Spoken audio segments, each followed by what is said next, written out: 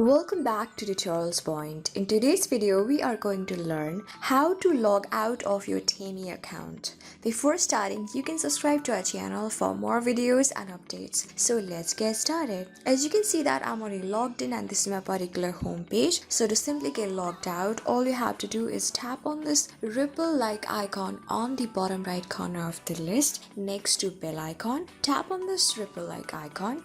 You can see that this is my particular profile. Now tap on this three dotted line on the top right corner of the list.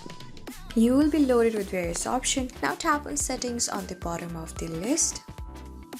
You can see that by simply scrolling down to the very end, you have an option of logout. Tap on logout. And if you want to really log out on the top of the list, you can tap on logout just above close app. And then tap on logout just below enable biometrics. You can see that just by tapping on it, I am logged out of my own account. So this is how you do it. So I hope this video was really helpful for you and I was able to help you. I'm gonna see you in the next video. Till then, keep calm, stay safe, and goodbye.